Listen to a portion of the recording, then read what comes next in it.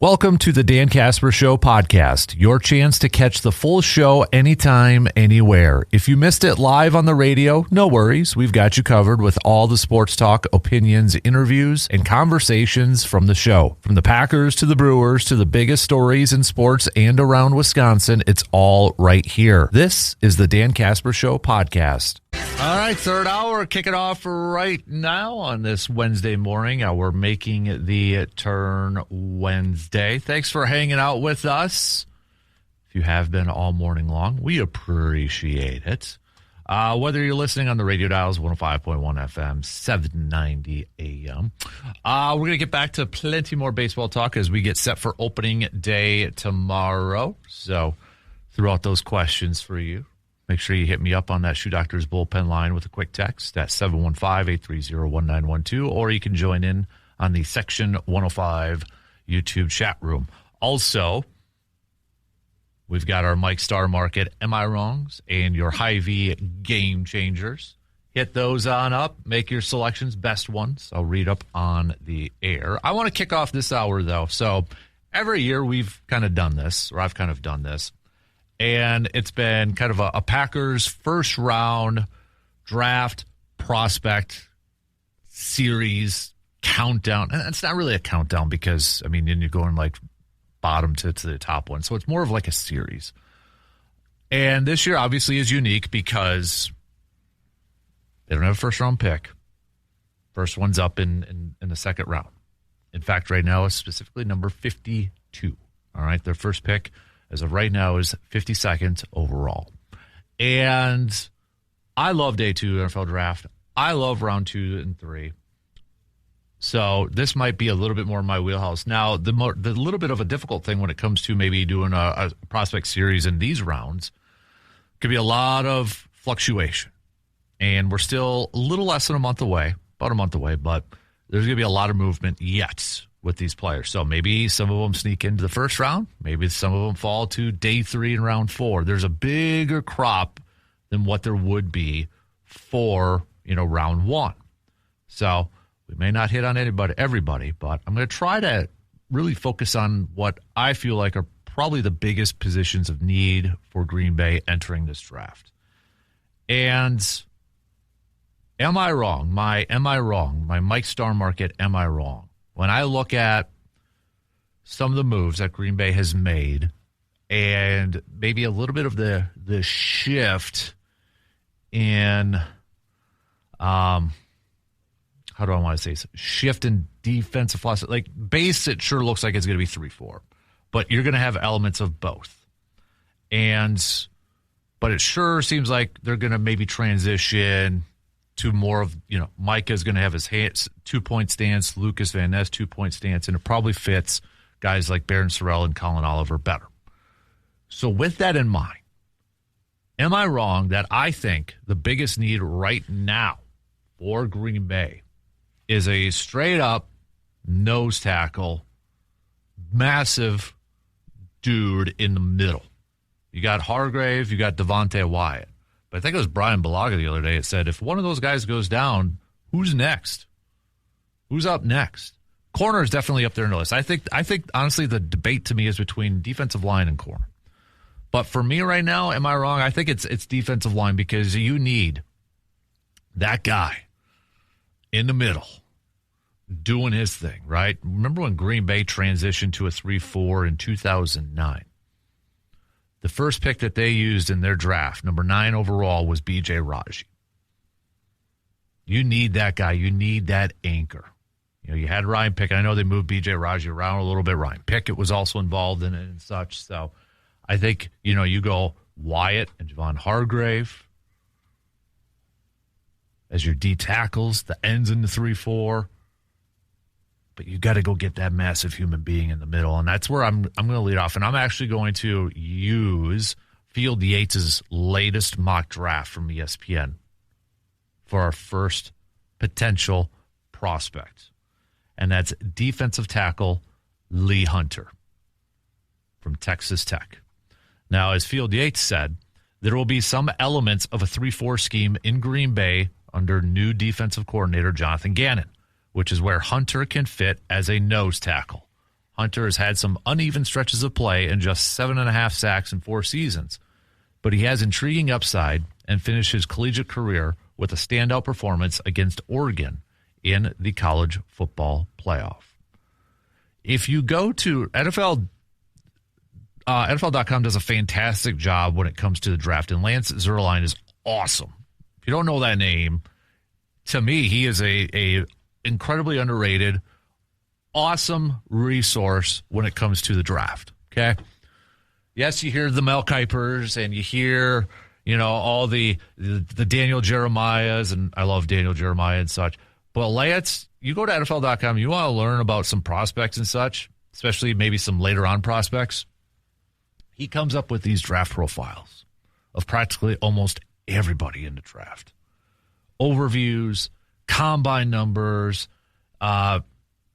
quotes from scouts, etc., strengths, weaknesses. Lance is an awesome resource when it comes to the NFL draft. And what Lance wrote about Lee Hunter is a two-gapping nose tackle for odd or even fronts. He has the size, the strength, and length to do battle in the heart of the trenches, but requires better block, take-on technique to sit firmer in his grass. He won't win in the gaps, but he can stack and shed single blocks or slide and stabilize his run fit against zone blocks. Hunter's girth and length are advantages when aligning over the center as a run defender. He doesn't have enough quickness or skill as a rusher to see many passing downs, but he can dent the pocket with his power. Hunter projects as an early down space eater who can make interior offensive linemen work for their gaps. Jay Bills will love this. He's got a massive 6'9" wingspan on there too. So some of the strengths: dominated as a bull rusher at the Senior Bowl. That's a key when it comes to Packers, right? Senior Bowl stuff. Slides with lateral blocks and can make a stand on the move. Changes directions pretty well in small spaces. Some of his weaknesses: too reliant on size over technique when taking on double teams. Limited to early downs and two gapping schemes. But I think from a Green Bay standpoint, again, if there are going to be those elements of a 3-4 style defense, you're going to need that nose tackle, that interior man to eat up some of those blocks. From a nose tackle standpoint, I don't think you necessarily want, or it's a big need for the guy to be a sack machine coming up the middle. You want a guy to just kind of eat up some space and be a massive, presence in the middle and kind of make the job easier for your edge rushers and maybe your other defensive tackles and such, but also stopping the run. And that's what Green Bay's got to be better at, stopping the run, right?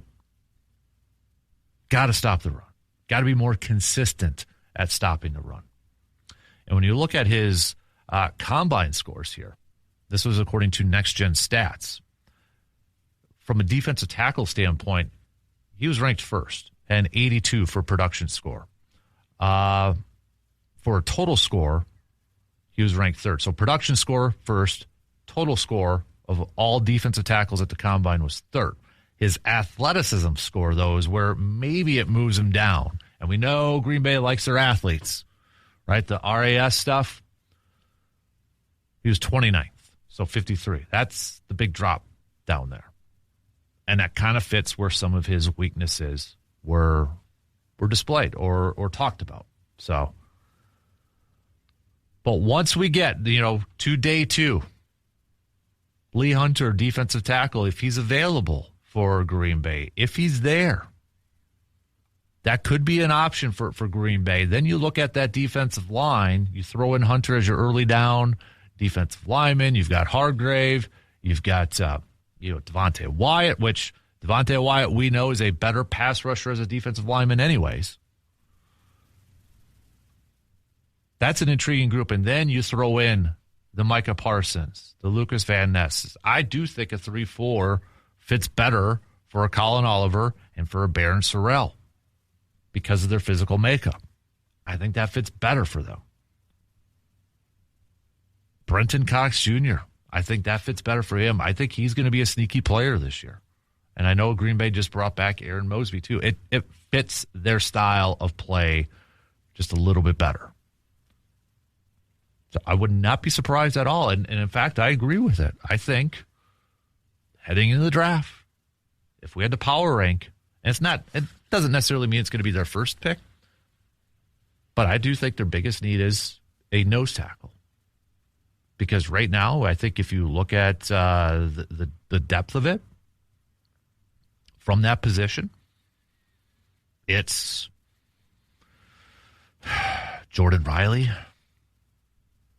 maybe Nazir Stackhouse. They brought back Jonathan Ford. I want a little bit more options with that. I know Jordan Riley's a big dude too, but if you can get better at that spot, go and do it. All right, let's take a quick break. Plenty more baseball talk and such coming up as we get set for opening day tomorrow. We'll be right back in just a couple minutes. Hey, registration is open right now for the 6th annual Casper Classic coming your way Friday, August 7th at Lake Hallie Golf Course. Just head to our website at sportstalk1051.com and sign your two-person team up. Same old deal. Got tee time 7:30, 10, and 1. Do it before it sells out. I might not be. I usually golf at the 10 a.m. one, but I might have to change it up a bit and maybe not do the show. I don't know.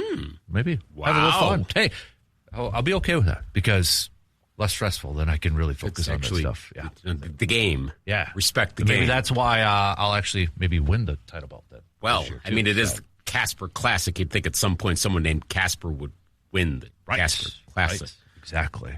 So, all right. Let's. You ready for a little opening night baseball tonight? Kind of. Got Netflix, Yeah, Yankees, I know. Giants, and such. I saw Sarah Langs is already like, it's midnight. Let's go. Like, yes, here we go. Yeah. It's Netflix baseball. Hey, Sure, honestly, I'm okay with that one. It was a little weird last year with Cubs and Dodgers beginning their season overseas, and it was like I understood it. Not saying it was a bad thing. It was just timing was kind of weird and such. But sure, let's go. I'm excited. Yeah, in fact, literally as I'm sitting here, I'm turning my game alerts back on for the Twins and Brewers because I want to have them on during spring training. But let's do it. I know my team is probably not going to do too much. We've had a whole off season to accept, so sure. But this is where everybody's got optimism because everybody's even. That's true. And then your Twins season will be over with probably after a week. Probably. So. I'm waiting. I'm so excited for Royce Lewis to have some sort of tightness appear on Friday and be out for 5 months. So cool. Let's go. Yeah. Here we go. Yep. Exactly. But that's the thing. You never know with these seasons. Mm-hmm. And as Aaron Gleeman in The Athletic pointed out, the last two times the Twins were coming off really horrible seasons. I never thought it was going to be bad. Then they made the playoffs or they made a push. I mean, weird stuff happens. We know. How many times with the Brewers has that happened in the past several years? So, how many times should we stop being, surprised by the Brewers, though, too? Right. Like, are we finally to the point? Because this thought crossed my mind when I was reading the ESPN full review. I was focusing mainly on the Brewers and Twins, but they said they'll end up winning 95 games again, but they had them ranked 12th. That's the thing. It's I've been reading and I'm just chuckling because they're setting themselves up. I think it was CBS Sports where they had Cubs winning the division, then the Brewers were second, but then it'd be would it surprise us? No. I'm no. Well, it's because you're too scared to do it is what they're... Well, there's two things. That, because no one really wants to. And I mean, based on talent, okay, that's probably the analytically correct way to do it. Mm-hmm. But is this are we now at the point where we are expecting 90-ish wins so that if the Brewers win 84...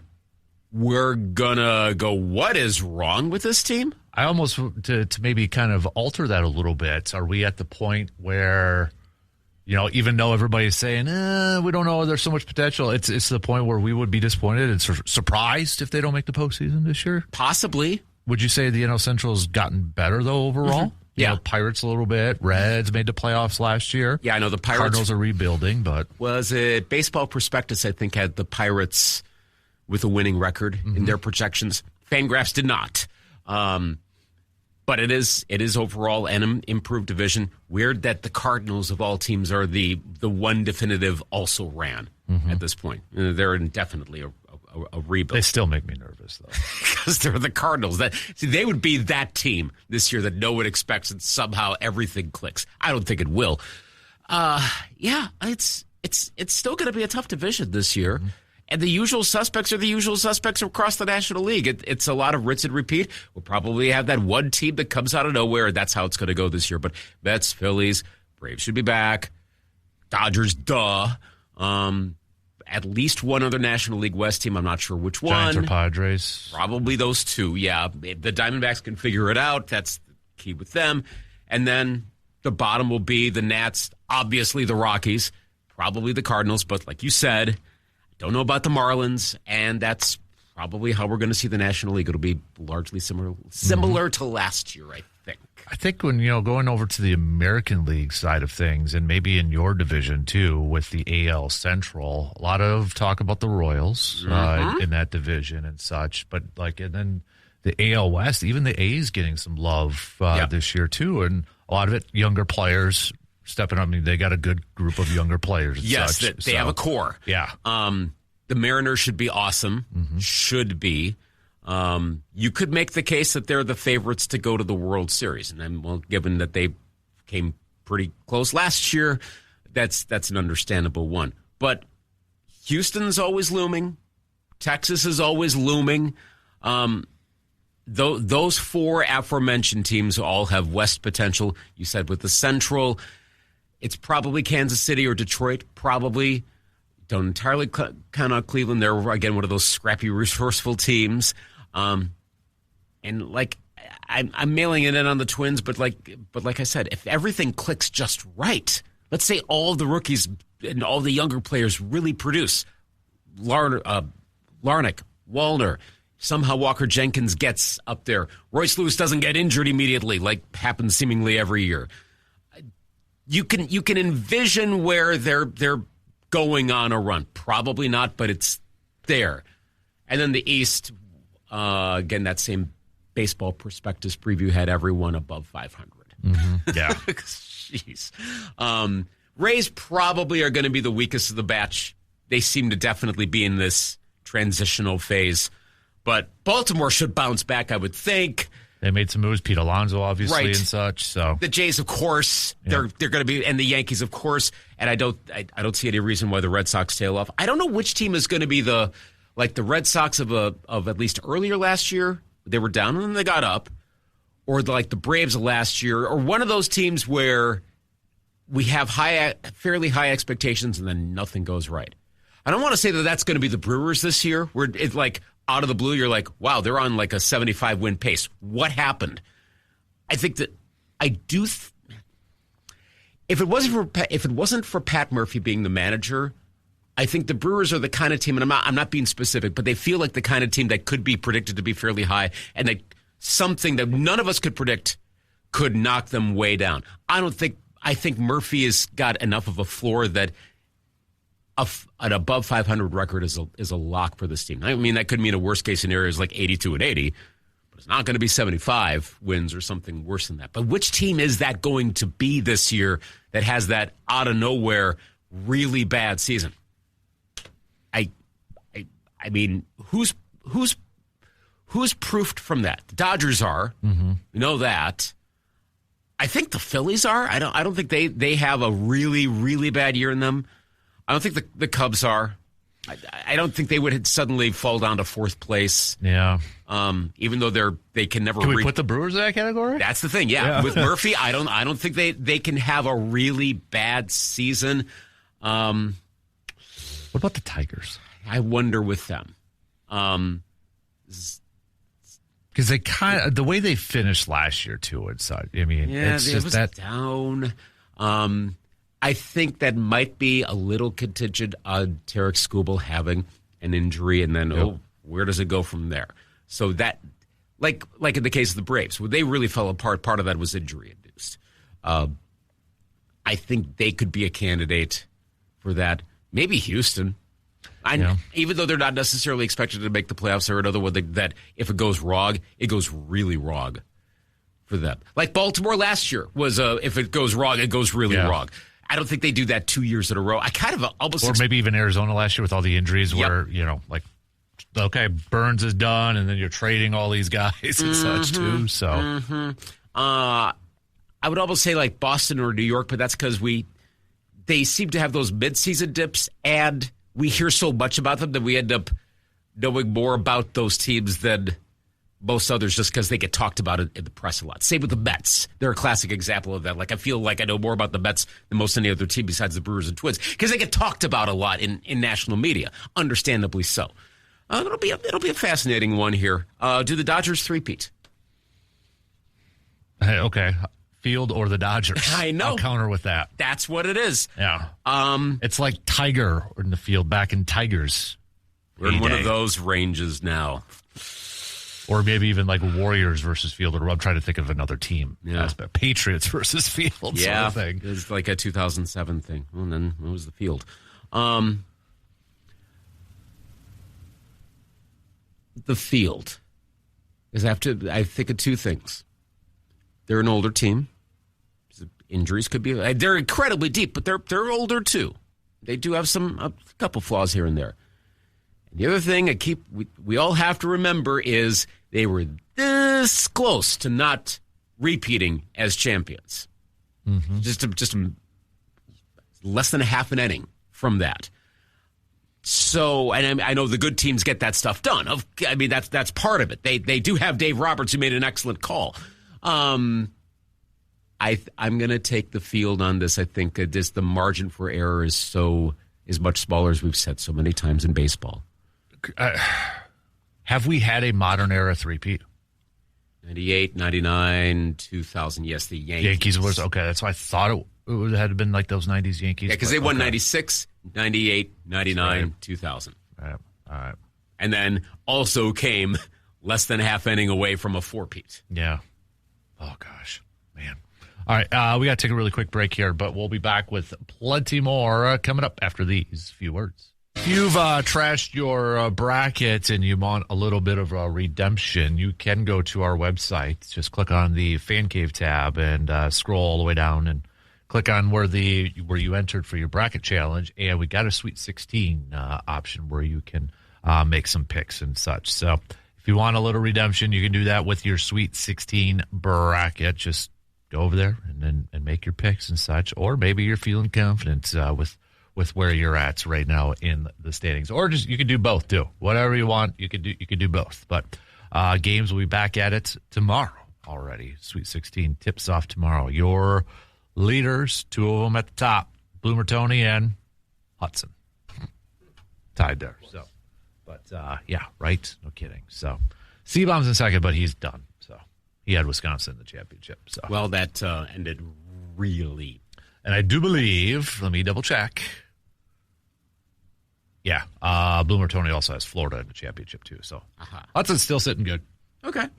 Well, again, what were Hudson's? Hudson has all of his Final Fours yet. He has Duke and Nebraska, Purdue and Michigan, Duke over Michigan. Okay. So, but, hey, Nebraska maybe got a little bit of easier one going up against Iowa. So, yeah. Elite Eight. So, that pick for me is looking better. I had a Nebraska-Illinois matchup. So did he. Okay. Like, well, a little different. But, yeah, that's reasonable. I could see that. I got to figure out what I have to get him if he wins again. So. It's probably that Aaron Judge jersey now. So right. It's going to be an annual thing at this rate. He has beaten me the last 2 years. Oh, boy. I swear, it's the kids. They don't overthink it. They just like, whatever. See, now this is the year that I should have done a bracket. I didn't because, well, for one, I was going to be on vacation during like the beginning of the tournament, so I was really not going to watch any of the games, so my interest was a bit down. But that's also because, transfer portal, blah, blah, blah, I found less interest. So I've been very superficially paying attention this year.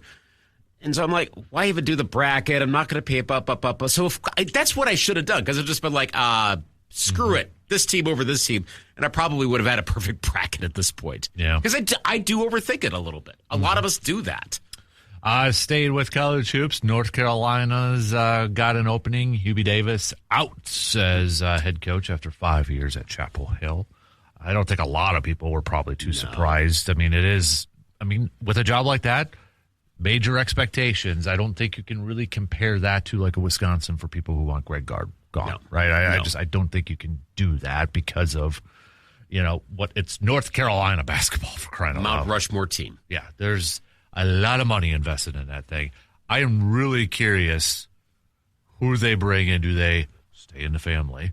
Or because and the intrigue for me is, I think, a little bit bigger because it's also the AD who hired Bill Belichick. So that's where I'm like, okay, what could he possibly do here? Is it a Billy Donovan? Is it, somebody like, can he convince a Brad Stevens to get back into coaching? Is it a a veteran that comes out, or can he get Jay Wright to come out of retirement or Pat something Riley? like that? Yeah. It's like, that's kind of the wild card in this whole thing.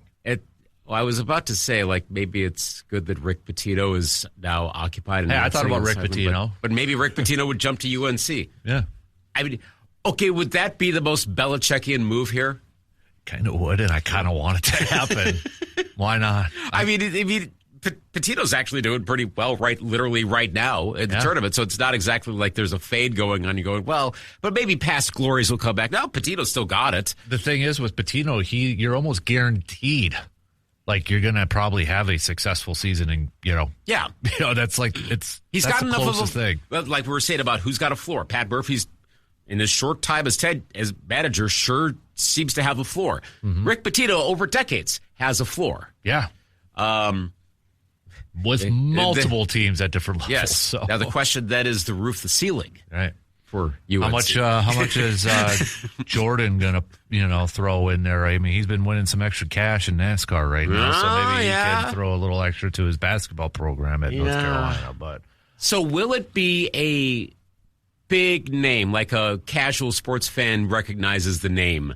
I think it'll be a big name in terms of maybe it's a coach that's like, was it TJ from Iowa State? Mm-hmm. His name's being mentioned. I think it'll be a big name in that aspect. I don't think casual fans maybe necessarily know who they are, but if you're a college basketball fan, you probably would know. Okay. I think so. Yeah, probably. I wouldn't be surprised if it goes more famous than less famous, again, given the circumstances there. But we also don't know what North Carolina does when they go, like you said, out of the family. I mean, how many times have we seen that in the Big Ten? Michigan man has been such a thing over there. And like, who's even in the family that could be? I was trying to think of that. Like, is there a coach somewhere that's a North Carolina guy? Because, like Duke, it seemed like there was guys all over the place. Yeah. I'm trying to think, is there somebody from the North Carolina family? Like, what's Jerry Stackhouse doing right now? Wasn't he a coach at somewhere at Vanderbilt or something like that? Maybe. But that might be the point, that you can't always do that. Well, like what we saw in Wisconsin. Like, at a certain point, the Badgers are like, all right, let's go get a really good coach as opposed to a Wisconsin guy. Now, Luke Fickell hasn't entirely worked out, shall we say. But there's still potential there. It's fading, but it's there. I think that's like, if you don't have really good options of people who are alums or former coaches or something like that. Well, I mean, you can look at North Carolina's Matt Doherty too, right before Roy Williams. Exactly. That didn't work out. No. He was a Tar Heel. Well, yeah, and he didn't turn out to be that great of a coach either. Sorry, it didn't work. Shire is working for Duke right now, so I mean, they also have the talent pool, right? Mike North Carolina has a talent pool. It's just they're not utilizing that talent. Well, that too, and Duke has a coaching talent pool too. Krzyzewski developed that one as well. I don't know that that's a knock on either. I'm going way back to Dean Smith, or especially the Roy Williams. I don't know. Even Roy was an assistant for Dean Smith, so maybe it's more of a knock on Roy. That's the thing. Maybe so. Because wasn't Larry Brown an assistant too? Yeah, there was a whole lot in there. So, I mean, sometimes it works and sometimes it doesn't. Mm-hmm. And it might simply be that Krzyzewski was that special that most coaches don't. I mean, they're coaching trees, yes, but that you have such depth that you could get just about anyone who was either an alum or on the staff, and they're going to be good. And in Duke's case, that's working out really well. They're also Duke. To a certain degree, there's inertia. It's kind of like Ohio State. You get to this level that only like one or two schools can achieve in a given sport, where pretty much anyone is going to really succeed. Mm-hmm. If there were a comparable situation with Duke, I mean, the Duke fans would be upset, but Duke's floor, as we're talking floors, is higher. Right. You know, you have the occasional, like, I keep referencing, like, the 94-95 season when they were really bad. That's a big exception. North Carolina's had a lot more of that, where they make the so-so teams. So I'll be curious to see. But I'm guessing it will not be a Tar Heel direct connection. Yeah, I don't think it will be either. I don't know what the pool is. Yeah. Like, yeah, Stackhouse got fired from Vandy. He's an assistant with the Warriors right now. So anyone, Wisconsin or Marquette, or anyone where we're like, oh gosh, or are we at the point of like between Marquette's crash? I mean, is Shaka smart? No, not now. Right. I mean, the Stars' fate. I mean, he's not like to be fired, but man, that went down. It ain't Doug Gottlieb. Nope. Yeah, and it's not going to be Greg Gard, obviously. No. So I don't think there is that Wisconsin guy for most. And I don't think Tony Bennett's going to come out of retirement. I just don't think his style is going to fit the North Carolina. They won a national championship. I get that, but still. I don't think he wants to do what this all entails. I mean, doesn't it feel like if he were to come back, he'd want some more stability to the college basketball environment? Yeah. Lessen the portal, blah, blah, blah, stuff like that. Mm-hmm. The impression it gets. I don't think it's going to be a name that directly affects one of our.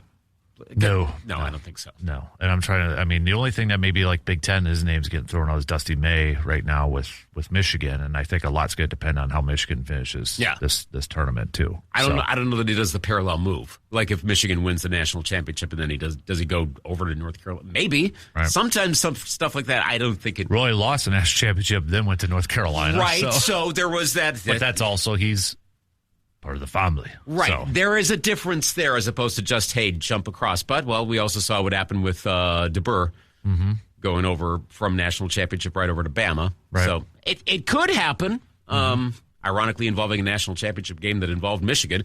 But, I don't think that's going to happen. I'll be curious to see who it is. But I think John Calipari should go over there. Coach Cal. Well, oh, man. Can you imagine that? Would John Calipari be the most, I guess, headline drama worthy hire that also doesn't necessarily translate to dominance on the court? That probably. I think that was the key part to it. Yeah. Although, I will just say, Pitino's white suit would look a lot better in Carolina.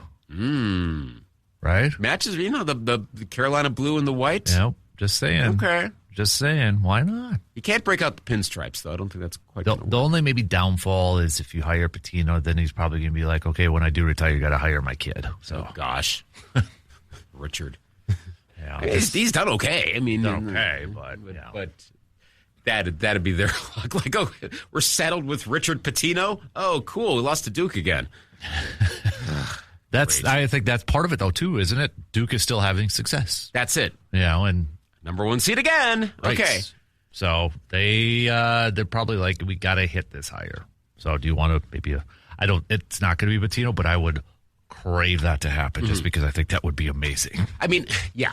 What, and Pitino jumps around enough that I can't entirely rule out that he would leave St. John's. Like St. John's makes a lot of sense for him. I don't think that's going to happen. But it's not a 0% chance. No. I mean, Hubert Davis stuck around in part because North Carolina beat Duke in what is realistically the highest profile game that the two can face each other. Yep. I'm not part of the rivalry, but I have to imagine that's something. I think it would probably be almost on the same ish because it was Final Four, but like Packers Bears in the playoffs just recently here with that angst. But this was Coach K's final game. It was for a national championship or to go to the national championship. So yeah, I don't know of another thing it would from a rivalry of that magnitude to be at that level of a game. I'm drawing a blank. Well, because remember, doesn't the tournament? I don't know if they do this anymore, but as of several years ago, I know didn't they try to avoid Duke and North Carolina being in a position to play the national championship, I've heard that. Yeah. Yeah. I've heard that. So I don't think we could ever Why see would you that. do that, though? I mean, that's like ratings galore for that to happen. Well, there's cross currents on this. On the one hand, like, yeah, can you imagine it's like the ultimate in that regard? It'd be like Michigan, Ohio State for a national championship. Yes. Imagine Auburn, Alabama, one of those two. On the other hand, I think there is enough of a sense of what the rivalry does mean that putting it in a national championship could it's almost. I'm trying to think of one of those sci-fi. It's like Pandora's box-ish sort of stuff. Like, is it almost like now one school can literally say scoreboard? Yeah, we got third one rail over sort you. of stuff. Like, be careful what you do. This could unleash different dynamics here. We're not quite ready to experience, which I know most fans of other teams don't care.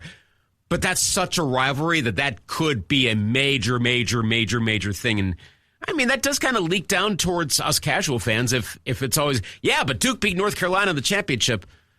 Does the Duke-UNC rivalry matter as much if we're watching it in a mid? It seems like it shouldn't, but it kind of does when it actually happens. So I think I understand why they try to avoid that. I don't know if we're ever going to avoid Michigan, Ohio State in a college football one. Unless we expand it so much, but I could well see that happening. Yeah.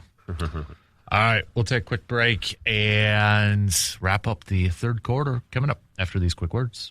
Just a few minutes left to the top of the hour. We're going to get back to plenty more baseball talk coming up in the final hour of the program. But before you head off, what is your World Series predictions? Put it on paper right now. All right.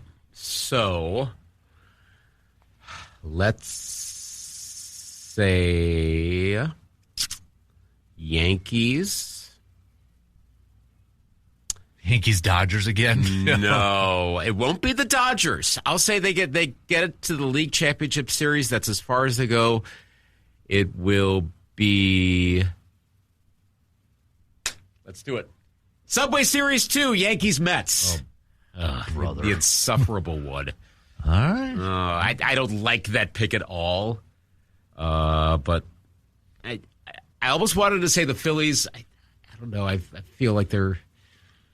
If I'm wrong, I'm going to say it's Yankees Phillies. But I think enough of the moves the Mets have made, something's going to finally work. And I don't know that the Phillies have quite the age for it. That they might be a little too old. So yeah, I'll say Yankees Mets. Please let this be longer than a 5-game non-series with just one tossed bat by Roger Clemens to make it more exciting than 2000 was. I thought that was going to be such a big deal. That was such an underwhelming series back in 2000. So, yeah, I'll say Yankees Mets. All right. You're on record. Yep, there we go. It's officially official now. Probably wrong, but there we go. Yep. And I hope I'm wrong, actually. So, yeah. Do the Brewers make the playoffs? I think it's going to be tighter. They will, but barely. I think they might be the 6th seed this year. Okay. All right. As a wild card. As a wild card, yeah. They might have to do a little road warrioring this year. But, hey, they showed last year they could do it. So Unless it's in L.A. Right. That's the exception. But because they would I could see then Brewers, yeah. Yes, I think that's a real possibility. I don't know that the Braves are going to be so good. I think they'll be better, and I think the Braves make the playoffs. But I think the Cubs would end up, therefore, being the 3rd seed. Really quick, the one team that everybody is high on this year that will not live up to expectations. That one. Which one is that one? I think it was like Boston last year. I had Boston go to the World Series. I think a lot of people did, and yeah, that didn't happen. Detroit. I think they're going to underwhelm just enough, and we're going to end up in the vortex of Tarek Skubal trade talk. That could get insufferable as well around June. Would be my guess. I know he's in the same division as the Twins. I don't want him to just end up in New York or Los Angeles. I like it being spread around more, and this is something that should get taken care of in the next CBA. So to a certain extent, I think this is the last of an old era we're watching. But, yeah, I think that's what ends up happening. I think the Tigers underwhelm a little bit. All right. There you have it. So just a few minutes left to the top of the hour here. So we'll get to some Hy-Vee game changers in the next hour. More of your Mike Star Markets. Am I wrongs as well? Bucks are back at it tonight. Do you think Giannis plays again this season for the Bucks, even with the Players Association coming out? And I think he does, and it might be almost a token sort of thing, and I'm not sure how much good that does for anybody. I do think this is a little bit different. Like I understand why Giannis says he wants to play. I mean, that's kind of Giannis' thing. But at the same time, I don't think the Bucks are purposely doing this for tanking, because it's like, we have 11 games left. We're not going to the playoffs. He goes out there and he gets hurt. That either A, affects us for next year for him on the court, or affects his trade value. Yeah. So I get it, but I also don't think this is a full-on, we're not going to play him, sort of thing. It's like they're tanking and they're not tanking, if that makes any sense. Yeah. Yep. It's a bit of both. Yep. And I understand where the Players Association is saying that. And look, it's easy to blame anything on tanking, and that's going to get pretty much a 0% approval rating right now. Like, oh, you're tanking. That's bad. I guess if that helps get away from tanking even further, if we're going to make a few semi-true or almost false accusations, if that gets us away from tanking, really, greater good, sure, I guess. And now the Bucks happen to be part of this right now. Fine. Right. Oh, well. But yeah, I think he plays maybe one more game. And it's going to be at home if he does. Maybe it's like the last home game. Mm-hmm. Maybe the Giannis send-off. Could be. That's that might be a factor here. I do agree with, if it is fully on board, like what Wes Eden said last week in that write-up. He's either signing an extension or we're trading him. Yeah. I think you have to. You can't go into next year with the same thing of unknownness. Right. So, but they'll resolve this. Well, if he gets an extension, the rumors will immediately start. Oh yeah. Waiting for if he gets an extension, then I'm like, what's next? Because then there's got to be something else that's coming. Yeah, player wise, and I don't know what that would be. That's the thing. They're in such tough situations, and they don't have a GM who's like one of those hawks. Mm-hmm. Who I don't know. But just do something, guys. Right, do something. Right. All right, Shot Clock's cutting us off here in just a couple seconds, so we've got some news updates and